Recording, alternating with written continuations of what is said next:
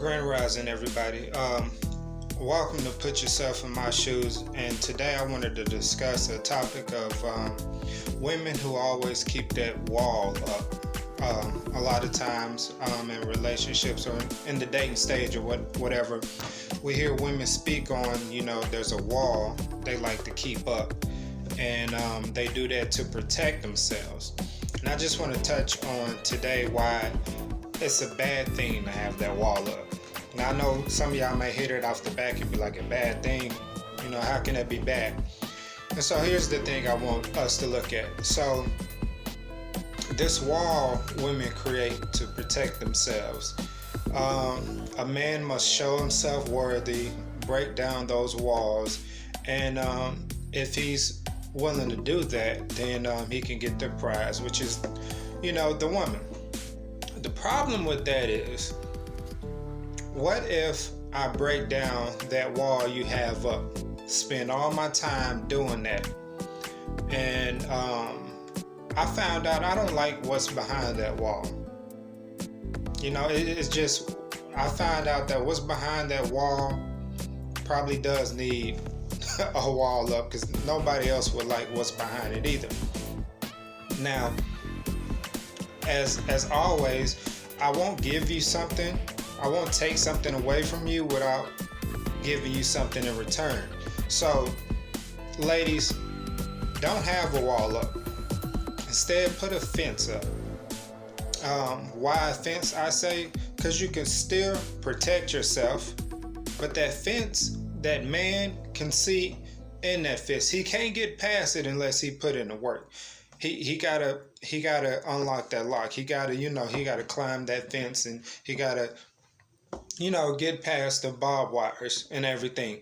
But the thing is, he can see potentially what's behind that fence, and he can look and be like, man, I can't get to it, but that looks like something that's worth investing in. That looks like something worth my time. That looks like something worth me putting in some hard work, blood, sweat, and tears, because at the end, it's all going to be worth it. I know what I'm working for.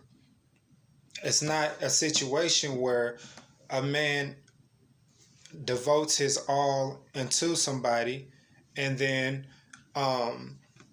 he finds out that it's no good. It's not what he wanted. So I offer the fence because I'm saying you can still protect yourself, ladies. You have your protection. You can still stay guarded, and the man still has to play his part in working to see if that's something that he will be willing to go for. So first, I want your feedback on that. Tell me what you think about that. But I think that's such an important thing, and just a different way of dating and dealing with relationships that will help us as a people going forward and making better decisions. A lot of times relationships fail because those red flags we ignore in the beginning be the reason why it ends. And a lot of times we're so guarded and scarred from past relationships that wall is built so high, nobody can see what's on the inside. All they see is that exterior.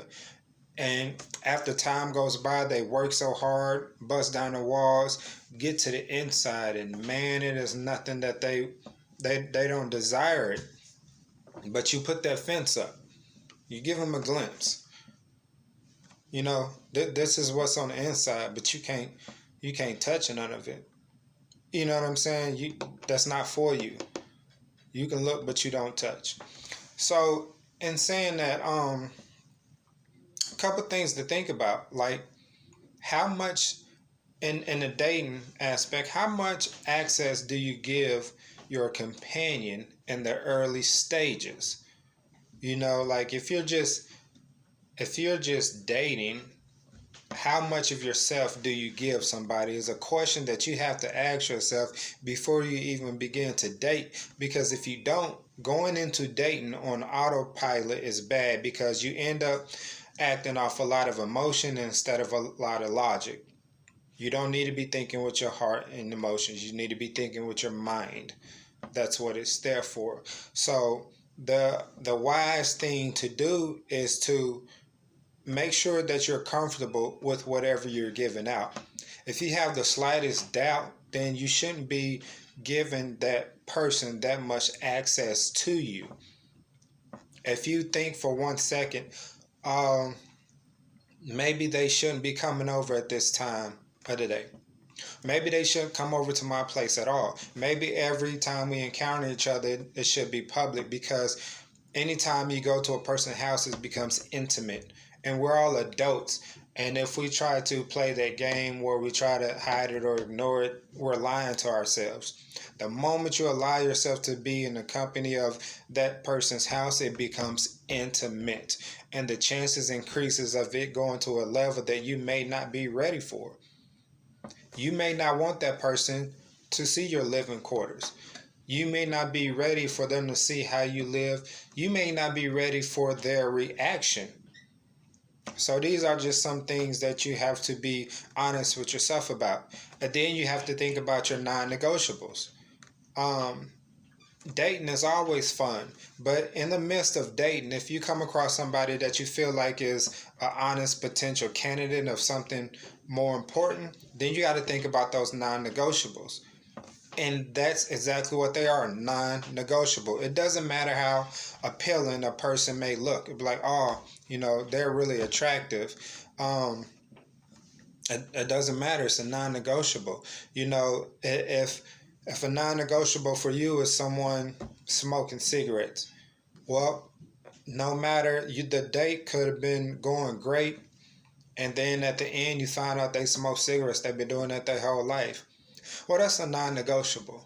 At that point, you guys can be nothing more than friends, and you just have to accept that, because what happens a lot of times when we use our heart over our mind, we will be in those situations and we will convince ourselves that we can change a person who's been who they are their whole life, and they are not going to change unless they want to change. And so we just end up fooling ourselves. But we'll sit back and we'll be like, man, he or she is so dope. You know what? I'm going to hang it out. And I'm going to just hope that maybe I can influence them to change. No, they got to do that on their own. Once again, this was a non-negotiable. They smoke. You don't. That's it. It was nice meeting you. We can be cool, but I think it's best we'll keep it there. There's no point to draw this on any longer, because you just setting yourself up for failure, and then you're going to swear somebody was hurting you. No, you hurt you. You went against your non-negotiables. Okay? So I really just wanted to briefly touch on that. I will do a bigger discussion about this, and I'm going to have a panel of people. We're going to discuss this in more details. Not having that wall up. Remember, have the fence instead. Remember your non-negotiables. Remember how much access you want to allow in a person. Thank y'all for tuning in. Put yourself in my shoes, PYIMS. Please subscribe to my channel. Please subscribe. Have others subscribe. I got a lot of big things planned, and I'm always hit y'all with the best and the most honest stuff. Remember, in life going forward, how you react is everything. How you react is everything. Life is about growth. It's about growth. How you water your plant. Whenever you come across a situation that requires a lot of thought, put yourself in someone else's shoes. And when we're dealing with any form of relationship, don't be so upset. Your first reaction should always be, you know what? Let me put myself in their shoes. Let me see why they made this decision. Clear your mind before you start thinking. Don't ever think with a clouded mind. If you're upset, it's the worst time to think. Don't even bother that. Allow yourself to cool down. Get your mind right.